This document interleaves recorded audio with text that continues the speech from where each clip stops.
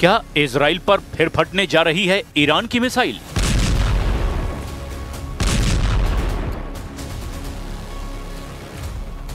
क्या तेल अवीव और हाइफा में फिर इसी तरह होगा हमला? क्या ईरान की मिसाइलों के आगे फिर ढह जाएगा इजराइल का डिफेंस सिस्टम? इजराइल पर ईरान के हमले को लेकर बड़ी चेतावनी जारी हुई है।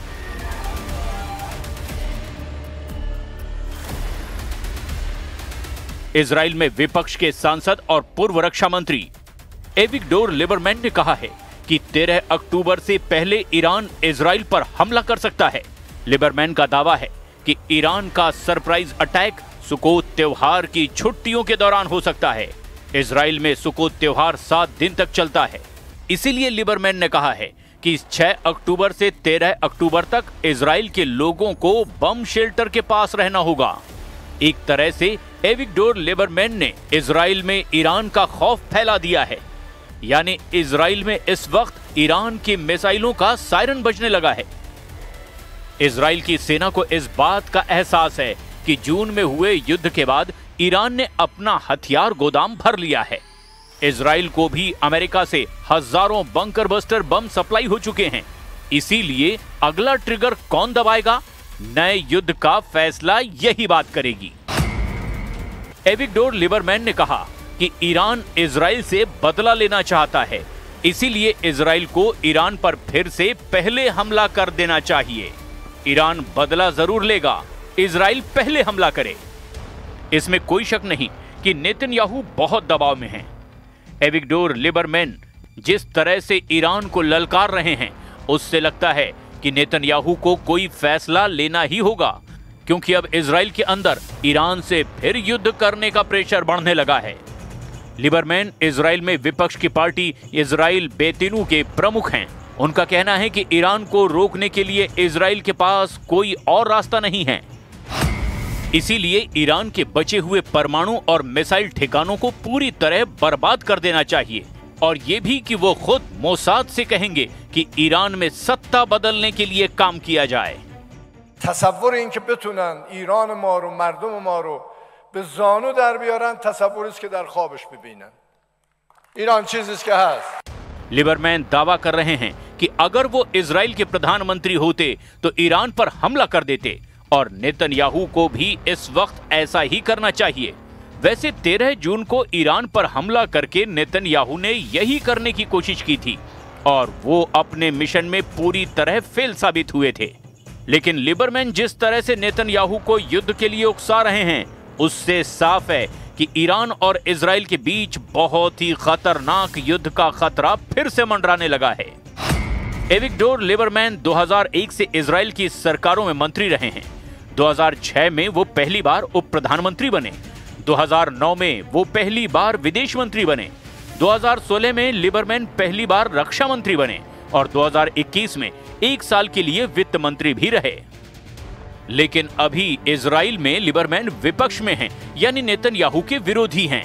लेकिन अब उनकी बातों में ईरान को लेकर जो वार्निंग है, वो बार बार बता रही है कि इजराइल और ईरान के बीच युद्ध अभी खत्म नहीं हुआ है।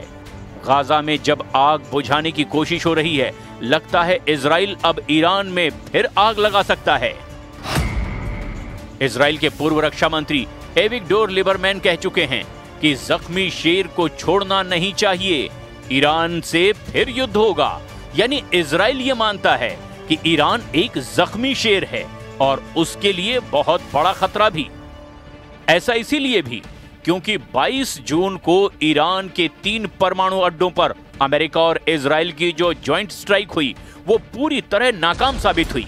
ये बात सबसे पहले रूस ने बताई थी, और अब इजराइल भी मानता है कि 400 किलो संवर्धित यूरेनियम ईरान ने बचा लिया है, और उसका दावा है कि इसी यूरेनियम से वो एटम बम बनाने की तैयारी कर सकता है। We must not allow Iran to rebuild its military nuclear capacities. Iran's stockpiles of enriched uranium, these stockpiles must be eliminated. And tomorrow, UN Security Council sanctions on Iran must be snapped back.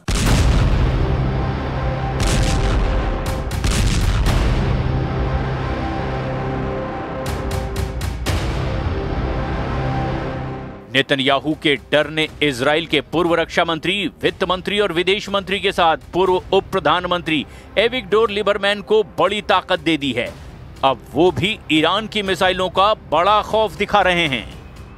Lieberman कह चुके हैं कि मैं सबसे ज्यादा Iran की ballistic मिसाइलों को लेकर परेशान हूं।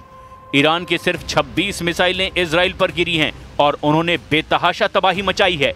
ईरान अब भी बड़े हमले की तैयारी कर रहा है क्योंकि उसके पास हजारों मिसाइल हैं।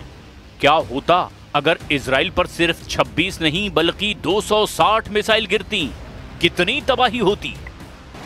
ईरान ने इजराइल के खिलाफ करीब 600 मिसाइल दागी थी, 1000 से ज्यादा ड्रोन लॉन्च किए थे और इन हमलों में इजराइल के 29 लोगों की मौत हुई जबकि 3000 से ज्यादा लोग घायल हुए।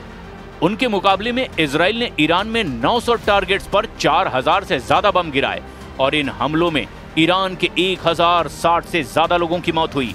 लेकिन इजराइल के शहरों और खासकर मिलिट्री अड्डों पर जिस तरह से ईरान की मिसाइल गिरी, उसने इजराइल के मिसाइल डिफेंस सिस्टम को पूरी तरह नाकाम साबित कर दिया। इसके बाद सीज फायर से पहले ईरान ने कतर में भी अमेरिका के मिलिट्री बेस को नहीं बख्शा। यानी ईरान ने बता दिया कि उस पर हमला हुआ तो जवाब जरूर मिलेगा।